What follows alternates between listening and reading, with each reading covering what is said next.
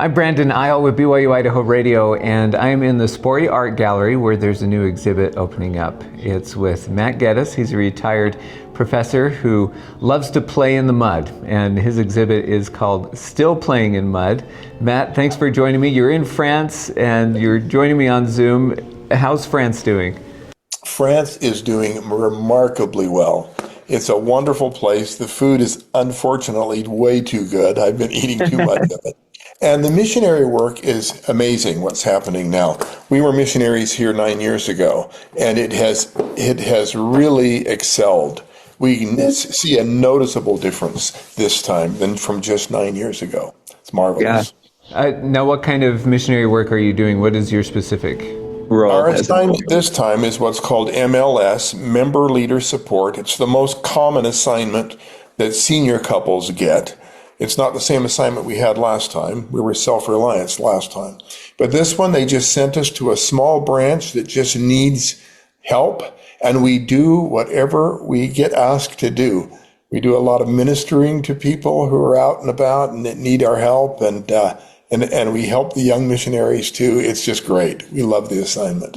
Oh, that's so fun. Well, and you're in France, so you get to see all the beautiful art there as well. Do you get to take time and do that? You know, what's amazing, and you know, who says there isn't inspiration? Our mission president sent us to this little town called Mont-de-Marsan. It's in the southwest corner, Basque country, not far from the Atlantic coast, not far from the Pyrenees. But the one thing that this little town of about 30,000 people is known for is sculpture. There's a sculpture museum here, and in fact, there is a very well-known, very reputable French sculptor, contemporary sculptor, who came and did a demonstration here about 2 weeks after we got here. I went to it, met him. He invited me to come up to his studio in Paris. We were going to the temple, so we did. Had a lovely time with him and his wife, and got to know them. And we might even have some future possibilities of doing some things. Might even try to see if we can get him to come to Idaho someday. He's a very well-renowned sculptor, though. That is so neat. You never know what you'll find. you never do, but it's been great. It's well known for sculpture here. Yeah, that is so cool. Well, let's talk about your exhibit. So, still playing in mud. So we're right here at the beginning, and we have a sculpture, but we also have a painting of you that somebody else did. But that's you doing your stuff. Tell me, I mean, you had such a beautiful career here at BYU-Idaho. Tell me how you decide what to create and what went into this exhibit. You know, when I was first hired at Rick's College in 1983, came from BYU, Hawaii. Both Chris and I had been teaching there. I was hired to do ceramics and sculpture because it was small. There were only 6 full-time members of the art department faculty at that time. Of course, as it grew, it was too much for one person to do the entire 3D thing, and so we had to make a decision. And so I went over and took the sculpture area and gave up the pottery, the ceramics. We hired another person in there. And so I focused just on sculpture for my teaching career. It wasn't until just about 2 or 2.5 years ago that in retirement I decided, you know, I want to sit in on another ceramics class, get back into the studio. So all of the pottery things, all the ceramic pieces have been done within just reigniting that love that I had and that teaching that I did for so many years after really being away from it for almost 20 years. Of course, the sculpture continued along with that at the same time. So, you know, how you decide what to do, the problem is not coming up with ideas. The problem is, what do I have time to create and what can I do? And so it just kind of goes from there. Well, it's such a fun mix of this sculpture and then the ceramics. As you go to the right in the exhibit, you have these 2 pieces right here called Classic Conversation. Can you tell me about this? These are made out of terracotta. Yeah, everything in the exhibit is made of clay on this one. Nothing is any other medium. The sculptures are lower fired, and then what is a patina, that is they're colored by hand, by paints and dyes and stains and things. And of course, all the ceramic pieces are all high fired, and they're done with glazes. That a lot of the things that I've done, the ideas come from trips, from voyages. One of the things that I had the wonderful opportunity of doing in my career was accompanying students probably 35 times. I would take a group of students in the spring to Europe. And so I had a wonderful opportunity to travel. And when you travel, you see things. Those two came from ideas that I got on a trip to Greece. They kind of have that classical philosophical attitude of two having that quiet conversation with each other. I also happen to just love the way that drapery interacts with the human figure. I love doing that. And so just the combination of those two things, trying to make a form that is draped, but still have the sense that there is a figure in there. It's not just heads and hands and feet sticking out from mannequin bodies. I want to have a sense that the figure is there. In fact, whenever I sculpt a figure, I'll do it kind of from the inside out rather than the outside in. I'll start with the anatomy and the structure of the body and get the body, the form of the figure and the gestures all there, and then the drapery gets added on top of that, and hopefully you don't lose the wonderful figure that's underneath. There's a sense of that figure still in there. Yeah. Well, I just love this example of one of these figures. You can clearly see his legs beneath this cloth, these clothing, and his foot sticking out, and it's just fun, so beautiful. Well, thank you. And that even goes deeper than that. It's with the flesh. You hope that you can see beyond that into the structure of the bones and the muscles that are underneath. Yeah. Well, let's move to some of this pottery.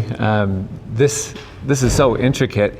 How do you do these pots to look like this? This is called earthenware, is that right? It's stoneware. Stoneware. Basically, the difference between earthenware and stoneware is the capacity, the heat that it can stand. Stoneware can take very high temperatures and become vitreous. That means that it can become waterproof, impervious to liquids passing through it. Whereas earthenware is more porous and it's fired at a lower temperature. All of the pieces that are these ceramic pieces, I was playing with the idea of that stressed surface. Now, in anticipation of that very question that you just asked, because I knew a lot of people would ask, how did you do this? And rather than me make a lengthy repeat of that same answer, right at the beginning of the exhibit, I made about a little 2.5-minute time-lapse video of me making one of those, throwing it on the wheel. Almost everything that you see on there is done prior to glazing, prior to firing, rather. A lot of times you'll form something, you will then do a bisque firing, and then the decoration takes place, and then it's fired again. All of the surface colors and textures happen while the clay is still in the wet stage. Basically what it has, and to make as simple as an answer as I can on that, is that if you've ever noticed that when mud dries, it starts to crack and fracture, making that kind of texture that is reminiscent of what you see on those pots. What's causing that to do that is that when clay dries, it shrinks. And so if there's a wet ground, the surface is drying and cracking, and of course what's underneath is not shrinking, and that's why the surface cracks. This happens the same way, but just for the opposite reason. The surface is dried, and then the inside is expanded outward. Because the surface is not malleable anymore, but the interior is, it causes those textures to happen. I didn't go in and carve any of that. I just set up the conditions where I stretched the clay beyond its capacity to stretch, and then it just cracked. Of course, I added colors to it and things like that. But most of the decorating of these things is all done while the clay is still being formed on the potter's wheel. Yeah. Yeah, it's so fun. And you have so many different pieces. And you said these are primarily done while you were here at BYU-Idaho. Is that right? I did all of these forms, these ceramic pieces, within about the last 2 years. I came back into the studio and I thought, I'm a retired faculty member. I can sign up for classes without paying tuition. And I made sure that I only took classes that did not take a seat away from a student. So I took the most advanced classes that had a few seat spots still available. And thanks to the faculty who were there, Hiram Benson, in the case of the ceramics classes, he was nice enough to let me come in and do that. And so all of those were done probably within the last 2 years. In fact, at the time I started doing that, we weren't planning on another mission. So I had scheduled this exhibit. And then, what do we do? I've got an exhibit scheduled, but I'm going to be gone. I'm going to be in France. What should we do? And that's when we hatched this crazy idea of why not just do an opening online? Why not? And that is unique. I don't think we've done that before with this space, this gallery. Well, I want to point out that a couple things with these. They all kind of look like cookie jars, and I really want to open them and reach in to see what's inside, but we probably shouldn't do that, right? Well, you know what? If Kim puts cookies in them, you can go ahead and do it. They also kind of look like acorns. Like there's an acorn layer to this. Is that on purpose? 50 years ago, when I first started doing these kinds of things, I did a whole series of things that were based on acorn forms, where there was a contrast of texture and a division in the line. So yeah, you did pick up on that. That really was one of the ideas where these things came from. And of course, that harkens back to that quote that we often use, that the students at BYU-Idaho will become mighty oaks. And so we see that image of the acorn all over. I love it. I wasn't intending that, but boy, I might borrow that in the future. There you go. Of course, those aren't the only pots. You have several with figures on the top, animals on this west side of the gallery. How did you choose these animals that you have on here? I went down to the zoo in Idaho Falls.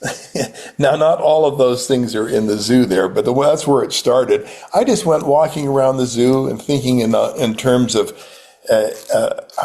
doing another series. You always like to work in series rather than do one piece and then jump to a new idea. Take an idea and push it a little ways. So I did a whole series of those. They were just amphoras, which was a Greek form. But then one day I just thought, maybe I can combine something that's sculptural with these. And I went to the zoo, took my camera, took some pictures, and just started basing some lids for these pieces based on that. So the pot itself is not so much a pot, it's the stand for the sculpture that it's sitting on. But at the same time, it's a lid for a vessel as well. Yeah, what a neat idea. I love that idea. As people come and see this exhibit, what do you hope they feel, or what do you hope they leave with? Well, you know what? It's interesting you use the word feel. Kyung was talking to me about that thing. She said, I'm going to put signs all over these that say, do not touch.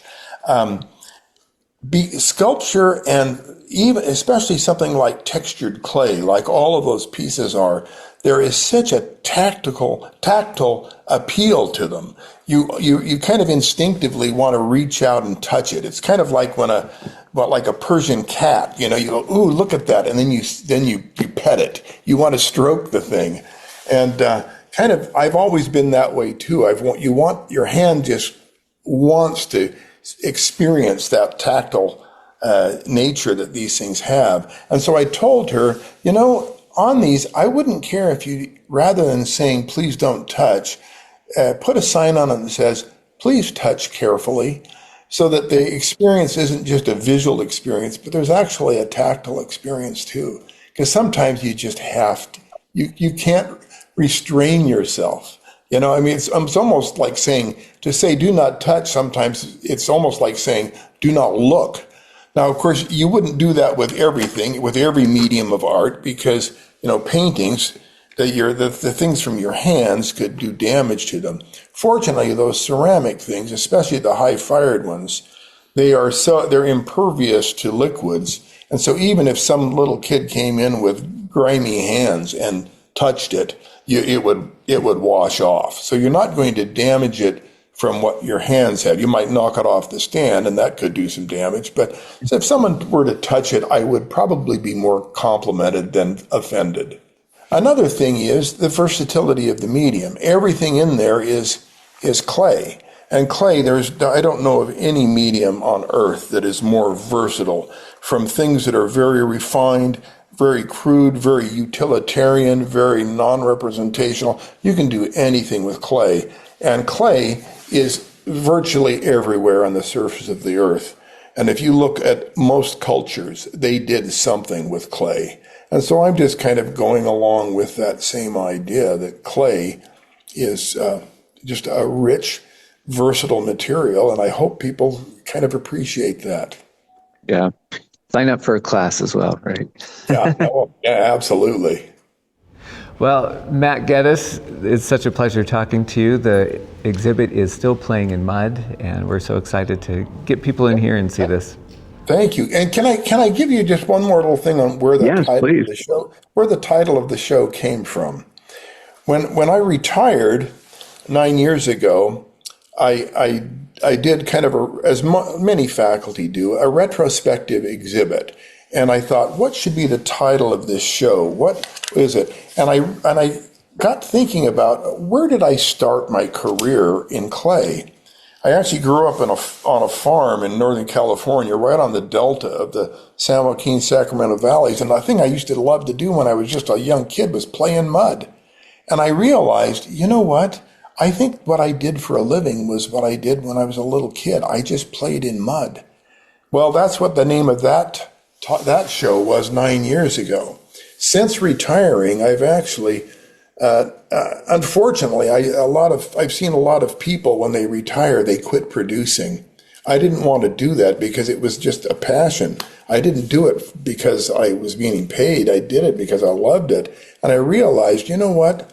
I'm still doing that. I'm still playing in the mud, just like I did when I was a kid, and 9 years after I did that last exhibit. So that's where that name, Still Playing in Mud, came from. And I plan to be doing that until the end of my mortal time, and hopefully beyond that.